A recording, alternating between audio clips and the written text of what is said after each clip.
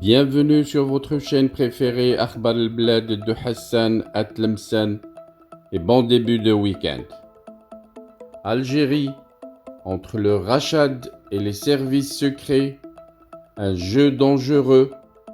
À quoi jouent les services de renseignement algériens? Sont-ils en train de préparer un génocide au sein de l'opposition?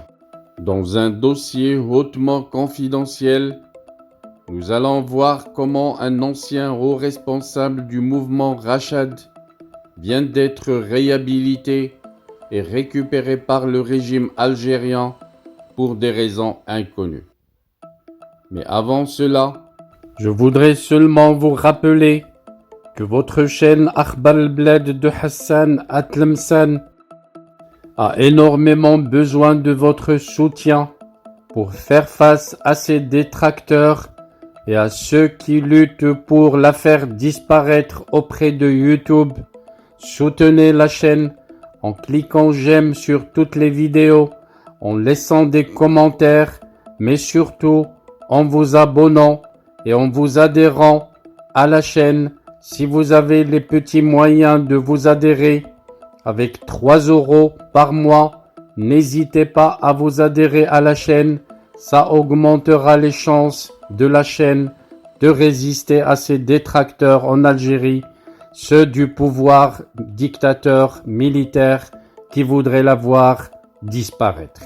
Ceci étant dit, revenons à notre dossier de ce matin. Nous allons parler de Yahya Makhioba, l'ancien chargé de communication du mouvement Rachad, qui a été classé comme entité terroriste par le régime algérien, et ce depuis mai 2021. Il vient d'être officiellement réhabilité et a été récupéré par les services secrets algériens. C'est ce qu'ont pu confirmer nos sources auprès de plusieurs sources algériennes, faisant l'objet de plusieurs condamnations très sévères, ponctuées de très longues peines de prison ferme. Yahya Makhioba a pu tout de même revenir à Alger en toute sécurité au début de ce mois d'octobre en cours. Cet ancien cadre dirigeant de Rachad a même bénéficié d'un accueil personnalisé et protégé et d'un accompagnement des services secrets algériens qui lui ont offert une assistance intégrale pour lui permettre de résoudre tous ses problèmes judiciaires avec les autorités algériennes sans même passer une seule nuit en prison.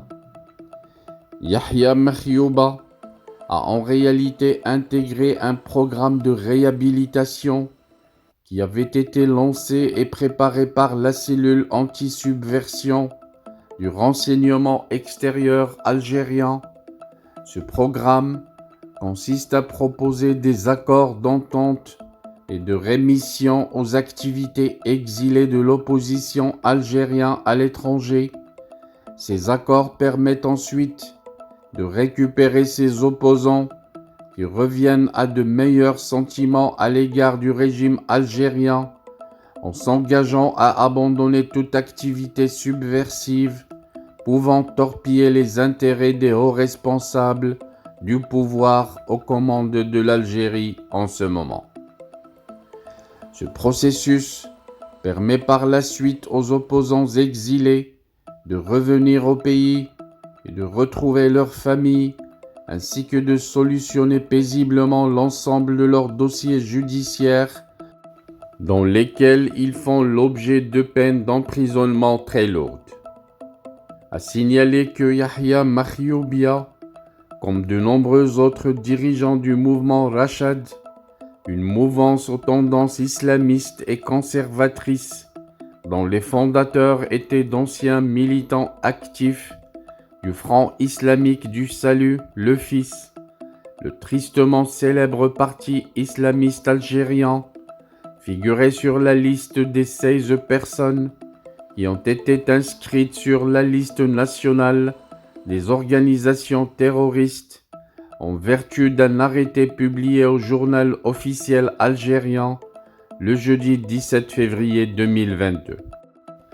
Seulement que fin avril 2022, Yahya Makhioba se brouille avec les dirigeants de Rachad et annonce sa démission de ce mouvement en raison de nombreux désaccords avec ses autres camarades, des divergences liées notamment au rôle controversé joué par Amir DZ et ses méthodes très contestables. Le cyberactiviste placé sous contrôle judiciaire en France de juillet 2020 jusqu'à septembre 2022 au sein du mouvement Rachad, Yahya Makhioba avait affiché publiquement ses désaccords en diffusant des vidéos sur les réseaux sociaux dans lesquelles il avait formulé de très virulentes critiques contre le mouvement Rachad et notamment son leader le plus médiatisé, Mohamed Larbi Zeytout.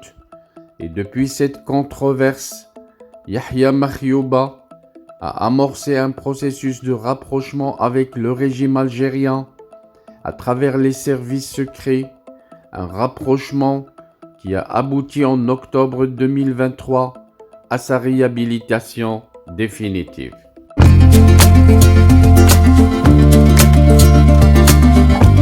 Bienvenue sur votre chaîne préférée Akhbar al-Bled de Hassan Atlemsan.